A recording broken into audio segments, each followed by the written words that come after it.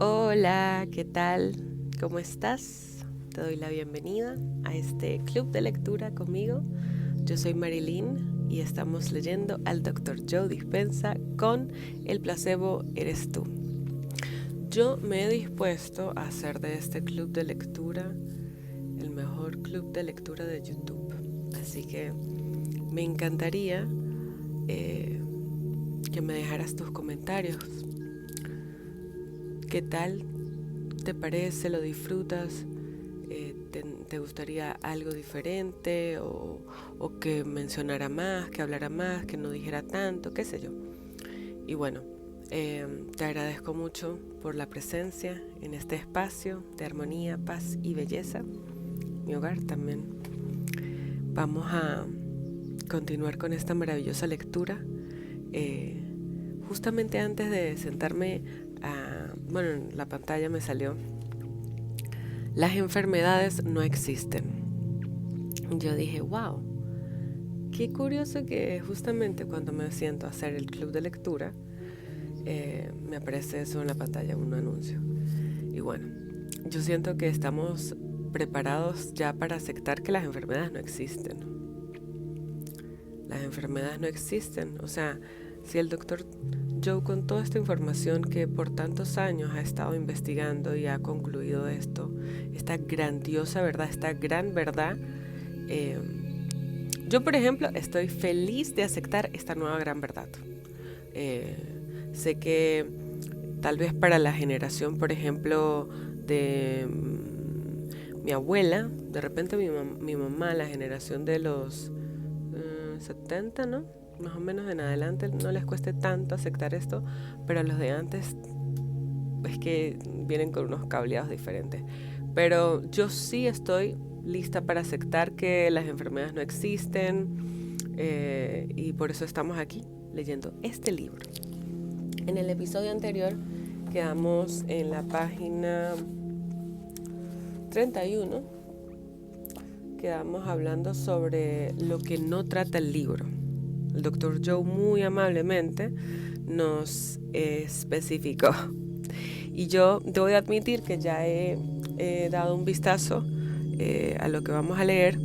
Y sí siento que está bien bueno leerlo, porque puedo percibir que toda esta parte es única también. Cada una de las cosas que él está compartiendo en esta parte no la comparte en el resto del libro. O sea, aquí está comprimiendo un poco, nos está dando una introducción de cada uno de los capítulos. Entonces, aparte de todo, siento que nos emocionaría un poco más y nos prepararía más para conectar con esa gran verdad de que nuestra mente es capaz de crearlo absolutamente todo. Así que bueno, te voy a invitar a que me acompañes a iniciar con la lectura. Unas 3 respiraciones bien profundas. Vamos a preparar nuestra mente, vamos a decirle a nuestro cerebro de que vamos a leer, nos preparamos para recibir esta información nueva y nos abrimos a recibir una nueva información. Así que bien profundo por tus fosas nasales, inhala y exhala. Una vez más, inhala y exhala. Inhala una vez más y exhala. Estamos listas, estamos listos para iniciar con la lectura de hoy. Y yo feliz porque el sol está sobre mi cabeza. Bien, página 31. ¿Qué encontrarás en este libro? No, por favor, porque tengo como sé.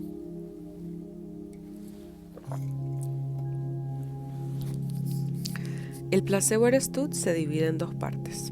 La primera parte te ofrece todos los conocimientos y la información necesaria para entender qué es el efecto placebo, cómo actúan tu cerebro y tu cuerpo y cómo crear con tus pensamientos la misma clase de cambios milagrosos en tu cerebro y tu cuerpo.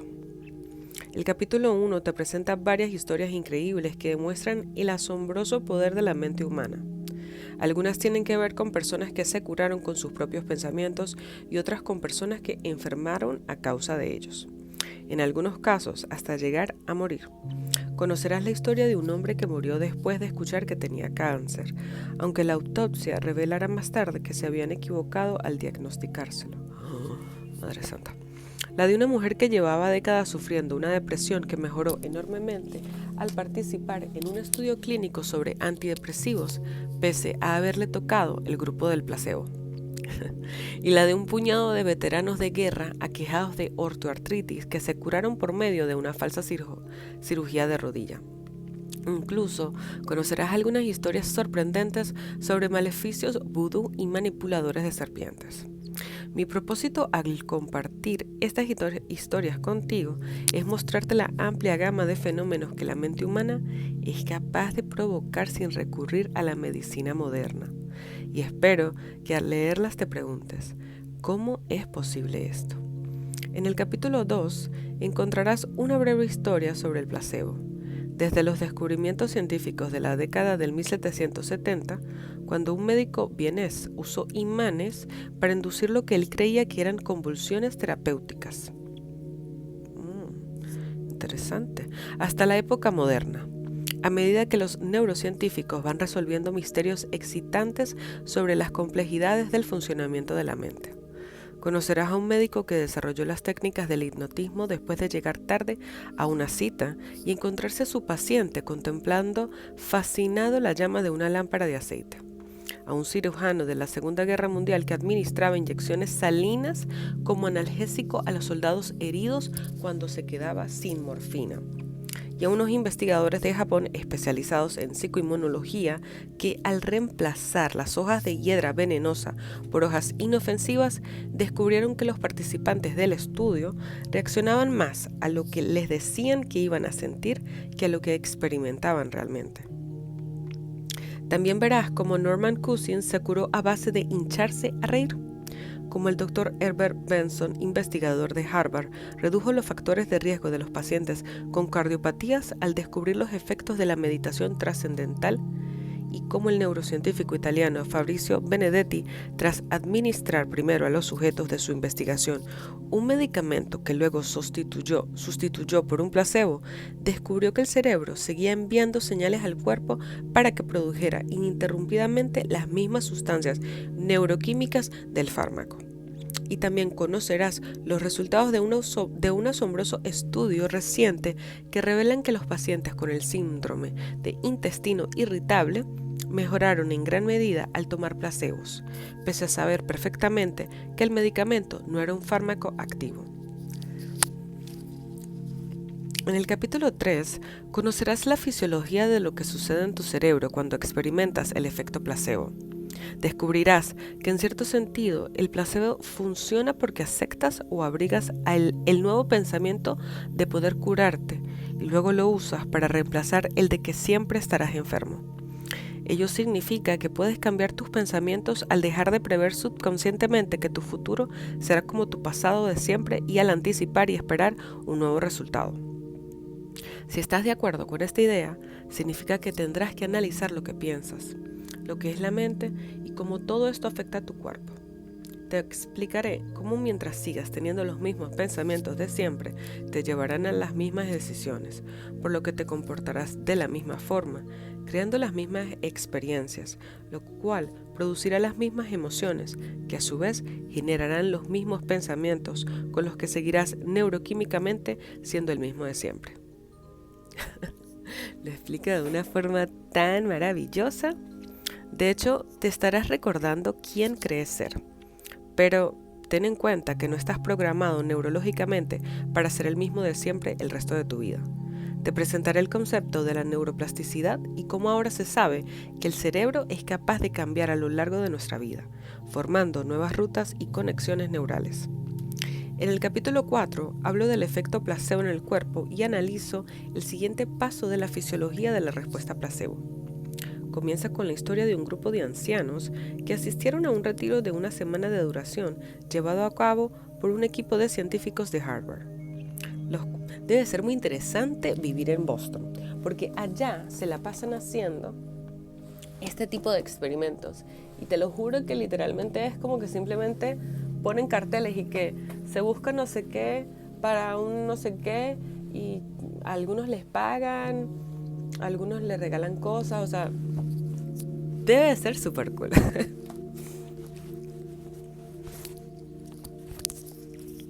Seguimos. Los cuales les pidieron que aparentaran tener 20 años menos. Al terminar el retiro, los participantes del estudio habían experimentado numerosos cambios fisiológicos mensurables, haciendo retroceder el reloj biológico de su cuerpo, y también aprenderás el secreto de cómo lo hicieron. Madre Santa.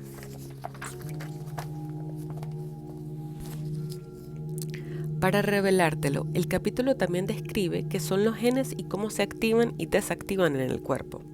Aprenderás cómo la relativamente nueva y excitante ciencia de la epigenética ha arrasado la idea de la vieja escuela de que los genes determinan tu destino al enseñarnos que la mente puede ordenar a genes nuevos a comportarse de formas nuevas. Descubrirás los complejos mecanismos del cuerpo para activar algunos genes y desactivar otros, lo cual significa que no estás condenado a expresar cualquier gen heredado.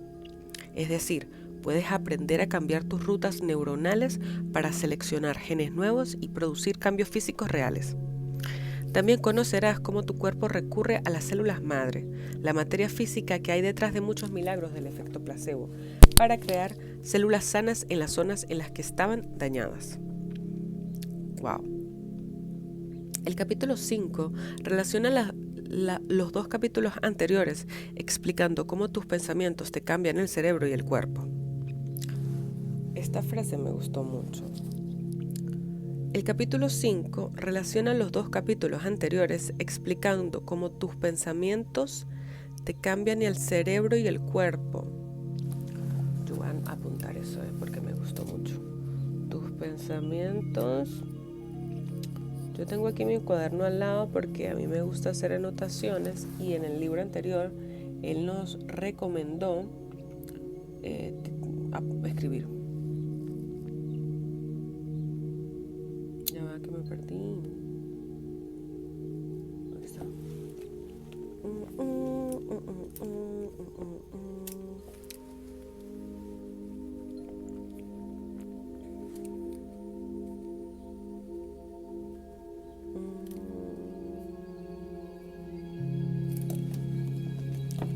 Bien.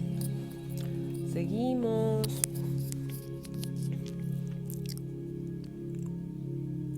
Empieza preguntándote, si al cambiar tu entorno envías señales a genes nuevos de nuevas formas, ¿es posible hacer lo mismo antes de que tu entorno cambie? De nuevo, voy a leer eso de nuevo.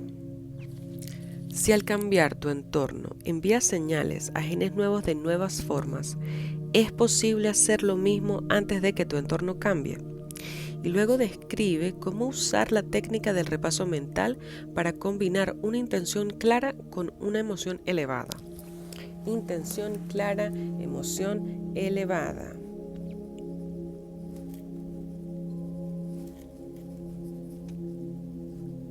Este es muy típico de él, ¿eh?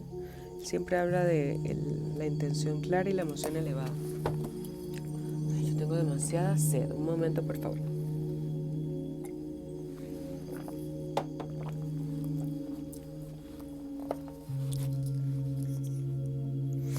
Bien.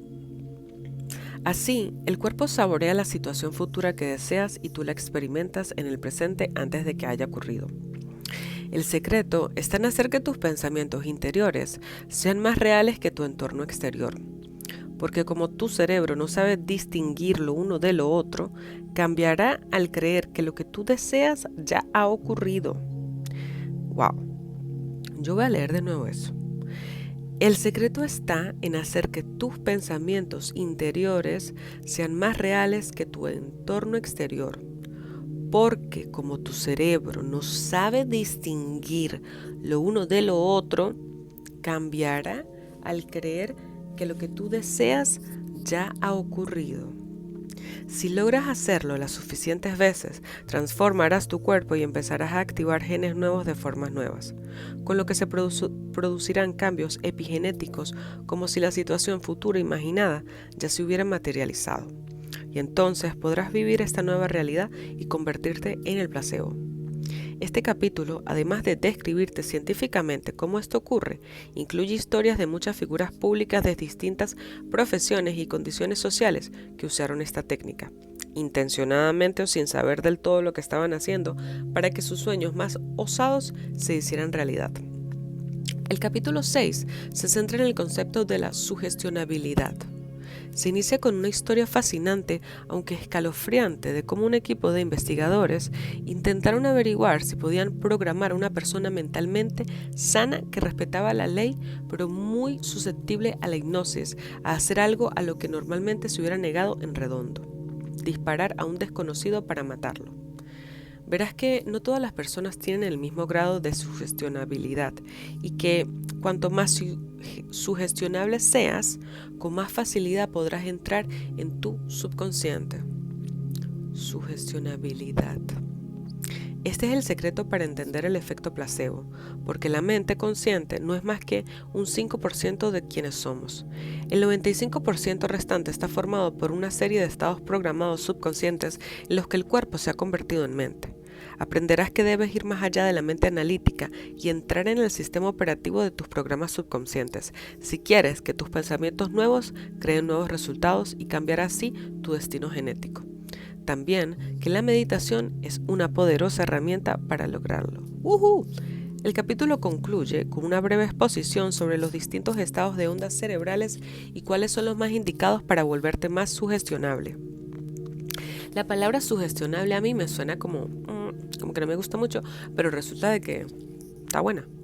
El capítulo 7 trata de cómo tus actitudes, creencias y percepciones cambian tu estado del ser y crean tu personalidad, tu realidad personal, y de cómo puedes cambiarlas para crear una realidad nueva. Descubrirás el poder de las creencias inconscientes y tendrás la oportunidad de identificar las creencias que has estado albergando sin saberlo. Oh my God, esto está espectacular. También conocerás cómo el entorno y tus recuerdos asociativos pueden impedirte cambiarlas. Te explicaré que para cambiar tus creencias y percepciones debes combinar una intención clara con una emoción elevada, que condicione tu cuerpo a creer que ya ha ocurrido la posibilidad futura que has elegido del campo cuántico.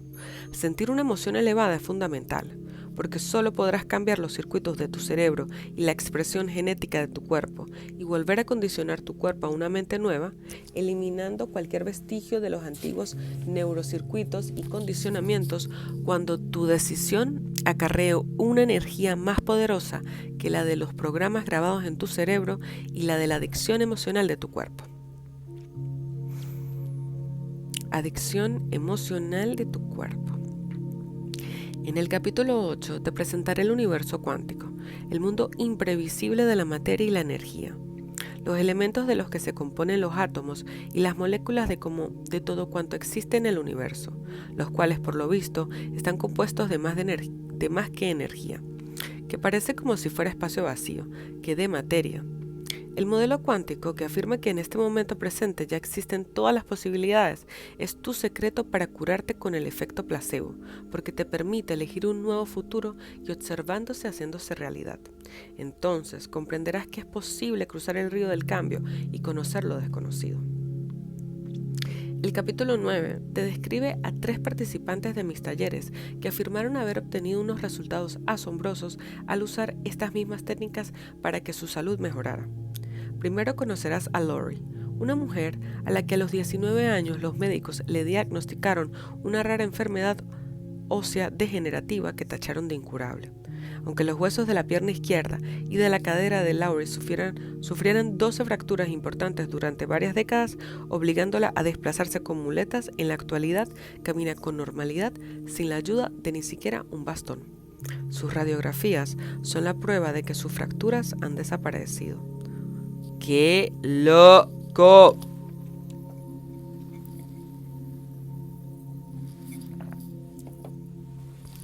A continuación, te presentaré a Candace, a la que le diagnosticaron la enfermedad de Hashimoto, un grave trastorno tiroideo caracterizado por numerosas complicaciones.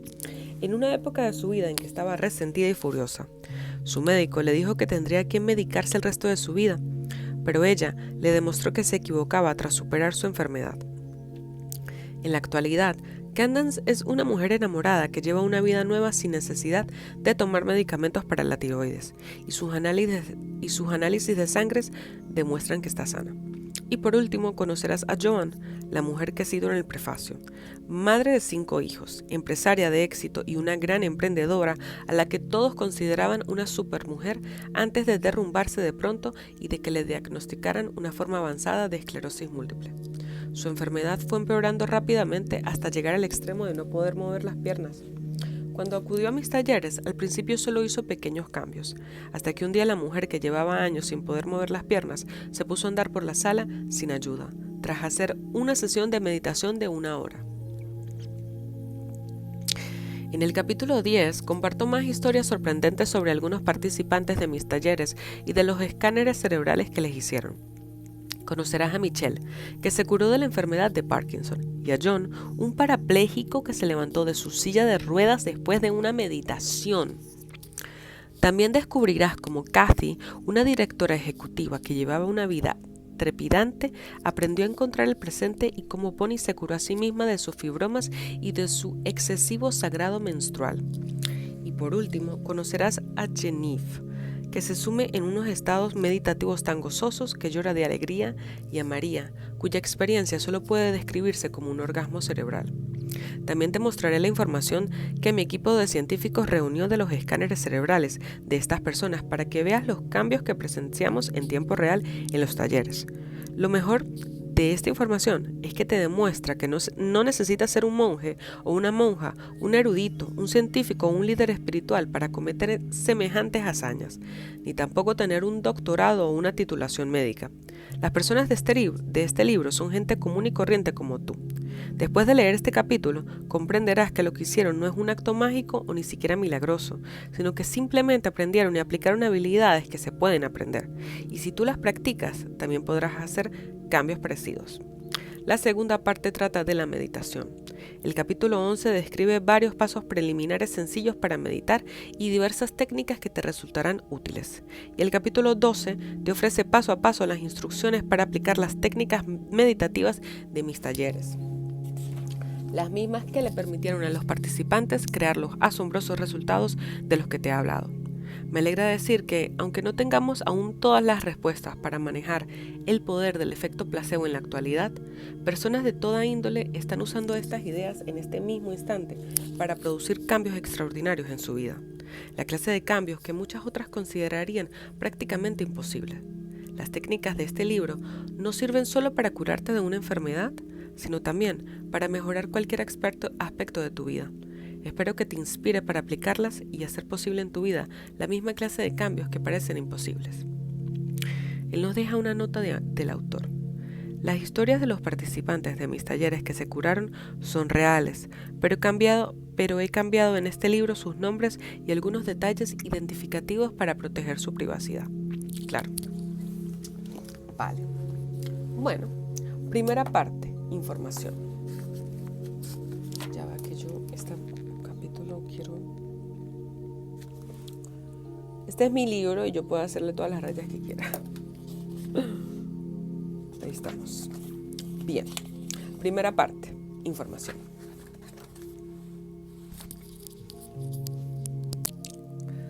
¿Es posible? Sam Londe, un dependiente de zapatería jubilado que vivía en las afueras de St. Louis a principios de la década de 1970, empezó a tener problemas de deglución. Al final, fue a ver al médico y este descubrió que tenía un cáncer de esófago metastásico. En aquellos días, este tipo de cáncer se consideraba incurable y nadie sobrevivía a él. Era una sentencia de muerte y el médico de Londe le comunicó la noticia con un tono sombrío. Intentando alargarle la vida lo máximo posible, le dijo que lo mejor era extirparle el tejido canceroso del esófago y del estómago, donde el cáncer se había propagado. Confiando en él, Londe accedió y se sometió a la intervención. Por un tiempo le fue bien, pero al cabo de poco las cosas fueron de mal en peor. Una ecografía del hígado de Londe reveló las malas noticias. El cáncer se había extendido por todo el lóbulo izquierdo del hígado. El médico le dijo que por desgracia le quedaba como mucho solo unos meses de vida. Londe y su nueva esposa, ambos septuagenarios, decidieron mudarse a Nashville, a unos 500 kilómetros de distancia, donde residían algunos familiares de ella. Al poco tiempo de trasladarse a Tennessee, Londe ingresó en un hospital donde le asignaron al médico internista Clifton Meador. La primera vez que el doctor Meador entró a la habitación de Londe, encontró a un hombre canijo y sin afectar acurrucado bajo una pila de mantas con aspecto de moribundo. Londe se mostraba huraño y poco comunicativo, y las enfermeras le contaron al doctor que había estado de ese modo desde que lo habían ingresado unos días antes.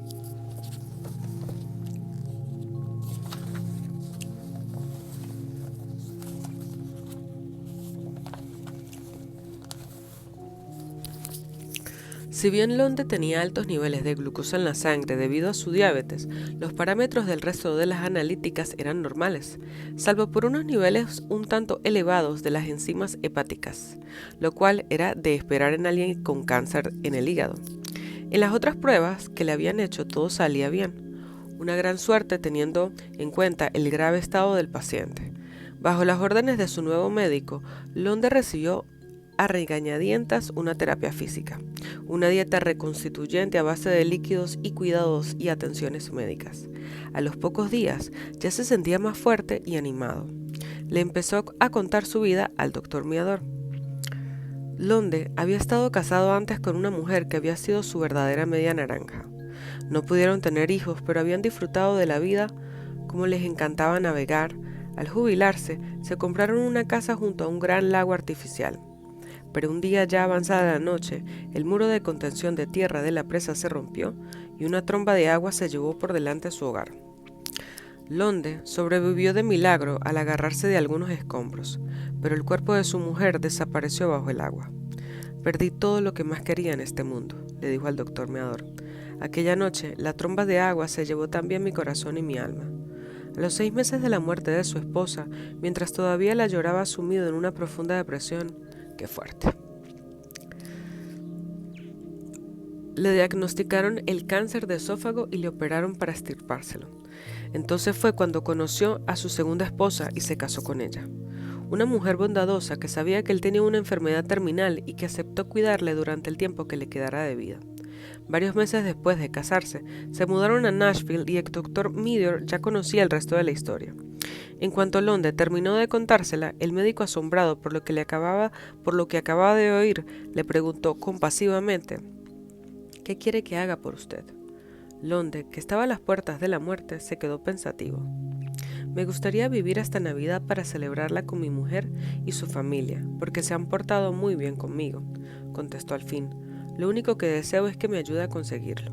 El doctor Meador le respondió que haría todo lo posible para que lo lograra.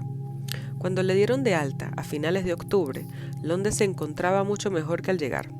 El doctor Meador se quedó sorprendido y contento a la vez por los progresos de su paciente. A partir de entonces, le fue visitando una vez al mes, y cada vez observaba que Londe seguía bien. Pero una semana después de Navidad, el día de Año Nuevo, su mujer volvió a llevarlo al hospital. El doctor Meador se sorprendió al ver que Londe parecía volver a estar a punto de morir. Al hacerle un chequeo, lo único que encontró fue que tenía un poco de fiebre y una pequeña mancha oscura en un pulmón que indicaba una pulmonía, aunque Londe no parecía tener problemas respiratorios. Todas las analíticas salieron normales y las pruebas de cultivos que el médico pidió no indicaron que sufriera ninguna otra enfermedad. El doctor Meador le recetó antibióticos y le conectó a un tanque de oxígeno, esperando lo mejor. Pero al cabo de 24 horas, Sam Londe murió. Como habrá supuesto, esta historia trata de un diagnóstico típico de cáncer seguido de una desafortunada muerte a causa de una enfermedad mortal, ¿verdad? Pues no es lo que parece. Cuando le practicaron la autopsia en el hospital, descubrieron algo muy curioso. En realidad, el hígado de Londe no estaba invadido por el cáncer. Solo tenía un diminuto nódulo cancerígeno en el lóbulo izquierdo y otro foco muy pequeño en el pulmón. La verdad es que ninguno de esos cánceres estaba lo bastante extendido como para causarle la muerte. Y de hecho, la zona alrededor del esófago estaba totalmente sana. Por lo visto, la ecografía que le habían hecho en el hospital de Saint Louis para ver si tenía cáncer en el hígado había dado un falso resultado positivo. Joder. Sam Londe no murió de un cáncer esofágico o hepático, ni tampoco por la pulmonía que pilló cuando volvieron a ingresarlo en el hospital. Simplemente se murió porque todas las personas de su entorno creyeron que tenía los días contados. El médico del hospital Saint Louis creyó que Londe se estaba muriendo y cuando el doctor Meador de Nashville pensó también lo mismo, la mujer y los familiares de Londe le dieron por un caso perdido. Y lo más importante es que el propio Sam Londe pensó que se estaba muriendo. Es posible que se muriera solo por el mero hecho de pensarlo, que ese pensamiento fuera tan poderoso, y si es así, ¿se trata de un caso aislado? ¿Se puede sufrir una sobredosis con un placebo?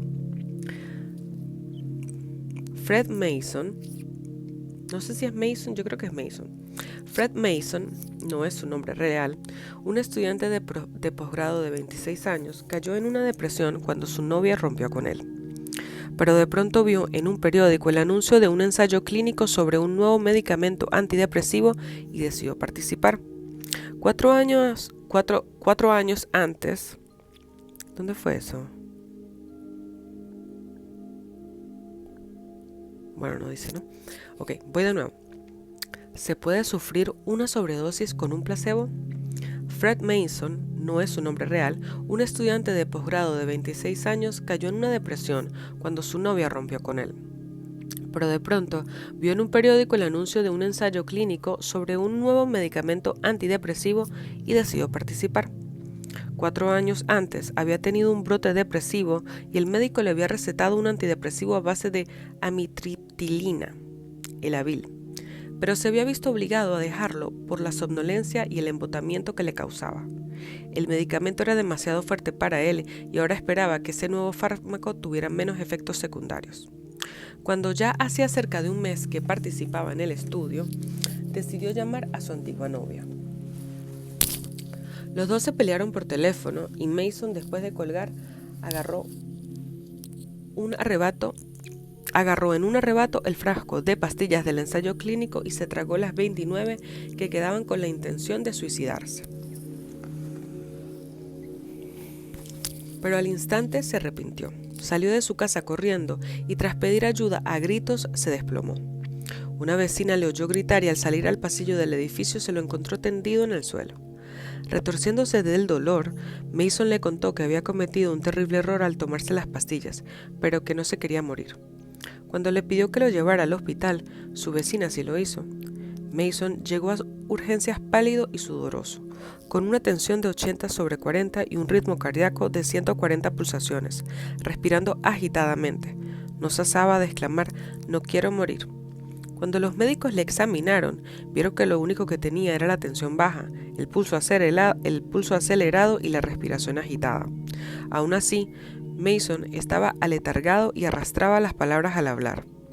El equipo médico decidió administrarle suero intravenoso, le hicieron análisis de sangre y de orina y le preguntaron cuál era el medicamento que había tomado.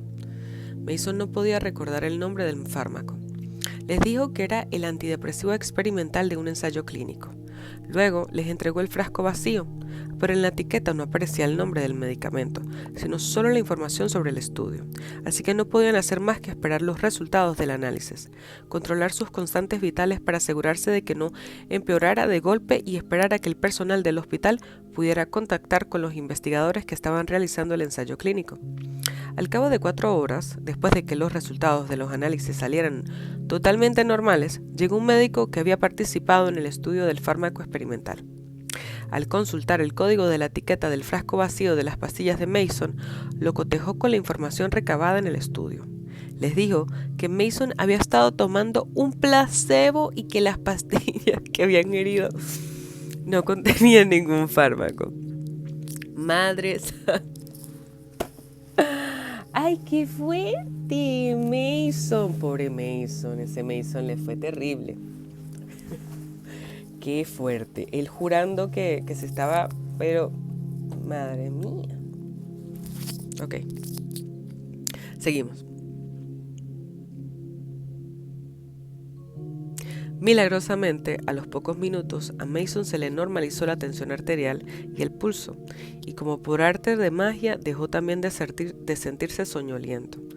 Mason había sido víctima del efecto nocebo, una sustancia inocua que, gracias a sus intensas expectativas, le había ofrecido efectos perjudiciales. ¿Es posible que los síntomas se los hubiera provocado el hecho de esperar sufrirlos después de tragarse un buen puñado de antidepresivos? Puede que su mente, como en el caso de Sam London, se hubiera apoderado de su cuerpo, llevada por las expectativas de lo que parecía ser la perspectiva más probable, hasta el punto de materializarla. Le pudo haber ocurrido, aunque esto significara que su mente se había ocupado de unas funciones que normalmente no están bajo nuestro control. Y si esto fuera posible y nuestros pensamientos pudieran hacernos enfermar, ¿acaso no podríamos también usarlos para curarnos? Yo creo que estaría buena la idea de usarlos para curarnos, doctor. La depresión crónica se fuma por arte de magia. Janice Schoenfeld, una interiorista de 46 años que vivía en California, había sufrido depresiones desde la adolescencia, pero nunca había recurrido a ningún profesional en busca de ayuda hasta ver el anuncio de un periódico en 1997. El Instituto Neuropsiquiátrico de la UCLA estaba buscando voluntarios para probar en un ensayo clínico un nuevo antidepresivo a base de venlafaxina. Es que claro, como el Dr. Joe, me imagino que él tiene super amigos y conoce todo, tiene acceso a todos estos casos, porque obviamente qué cool poder tener acceso a la información. Obviamente todo esto, la mayoría de los primeros casos que nos va a hablar es de estudios que vienen de este tipo de voluntarios. Y a la gente se ofrece. Sí, yo quiero probar. Me acuerdo que la vez que yo vi eso, una vez que fui para Harvard, me impactó y yo dije, yo quiero. Pero habían unos que eran muy locos, como que estar metido dentro de no sé qué ver, una caja solar, una cosa así, loca. Bien. Ay, aquí estoy. Ups, sorry. El Instituto Neuropsiquiátrico de la UCLA estaba buscando voluntarios para probar en un ensayo clínico un nuevo antidepresivo a base de venlafaxina, Effexor. No sé qué es eso, ese es el compuesto. Schoenfeld, esposo y madre, cuya depresión había empeorado hasta tal punto que se había planteado suicidarse, decidió aprovechar la oportunidad de participar en el estudio. Cuando Schoenfeld llegó al Instituto Neuropsiquiátrico por primera vez, un técnico le aplicó unos electrodos durante 45 minutos para monitorizar y registrar su actividad bioeléctrica cerebral con un electroencefalógrafo. Y poco después, ella se fue con el frasco de pastillas que le dieron en la farmacia del hospital. ¡Wow! O sea, solamente le hizo un scan y chao, toma las pastillas. Sabía que aproximadamente la mitad del grupo de 51 participantes recibiría el fármaco y la otra mitad un placebo, aunque ni Schoenfeld ni los médicos del estudio tenían idea de a cuál de los dos grupos le habían asignado al azar. En realidad nadie lo sabría hasta que finalizara el estudio, pero a ella no le importaba porque estaba entusiasmada y esperaba que el fármaco experimental le ayudara después de haber estado luchando durante décadas contra una depresión clínica que hacía que de pronto se echara a llorar sin una razón aparente. Schoenfeld accedió a volver al instituto cada semana a lo largo del estudio de 2 meses de duración.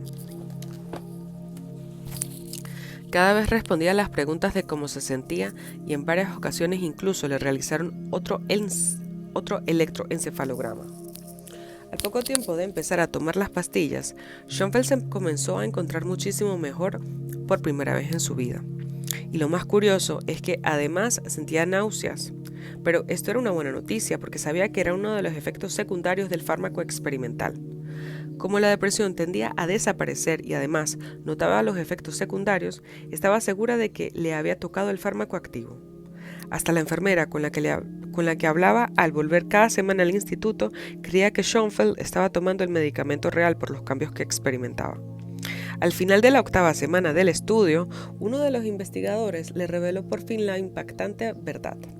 Schoenfeld, que después de haber tomado las pastillas ya no deseaba suicidarse y se sentía como una persona diferente, había formado parte en realidad del grupo del placebo. Se quedó de una pieza. Estaba segura de que el médico se había equivocado. No se podía creer que después de estar sufriendo durante tantos años una agobiante depresión, se sintiera ahora mucho mejor por haberse tomado un frasco de pastillas de azúcar. Y hasta había sufrido los efectos secundarios y todo. Debía de ser un error. Le pidió al médico que volviera a revisar la información recabada. Él, riéndose afablemente, le aseguró que el frasco que se había llevado a casa, el que le había devuelto las ganas de vivir, no contenía más que pastillas placebo. Mientras Schoenfeld se quedaba como una piedra, el médico le insistió en que el hecho de no haber recibido el medicamento auténtico no significaba que se hubiera imaginado su depresión o su mejoría, sino que simplemente no era el Effexor lo que la había hecho sentirse mejor. Y ella no había sido la única.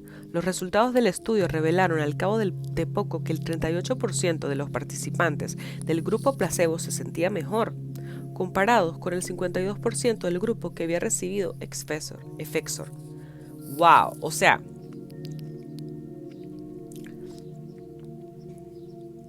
claro, porque fue una cuestión que hizo con la mente.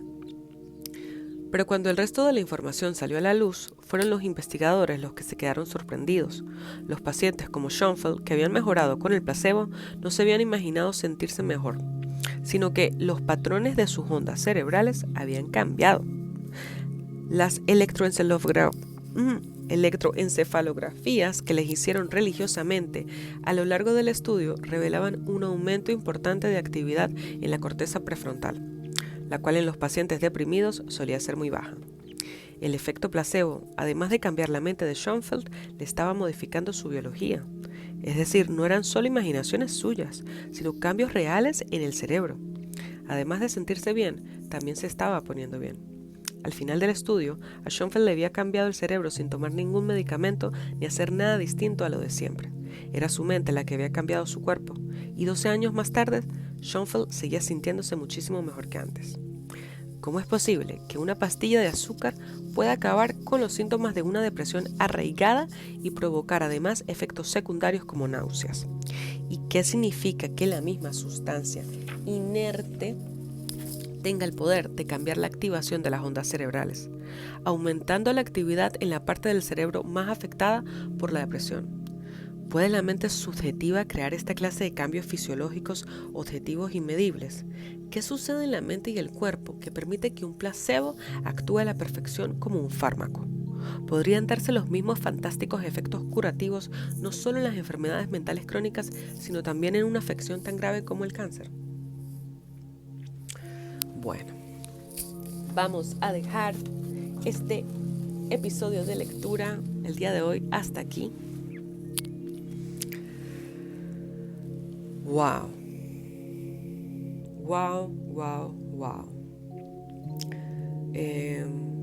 Hemos leído una gran cantidad de información que sin duda alguna corresponde tomarnos un tiempito para procesarla, para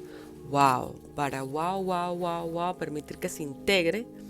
He disfrutado muchísimo la lectura del día de hoy. Muchas gracias por haberme acompañado hasta este punto. Deseo que me compartas en la cajita de comentarios qué piensas, cómo te sentiste, algún comentario, que le des me gusta si te gusta, obviamente, si no pues no se le da me gusta. Y si te parece que a alguien le vendría bien escuchar toda esta información, compártele este video. La verdad, me encantaría. Estoy muy satisfecha con compartir esta información contigo. Para mí es importante que todos podamos saber que parece que tenemos una nueva realidad que se nos está abriendo y eso es maravilloso. Sin más que agregar, me despido. Deseo que tengas un día hermoso y recuerda, sonríe.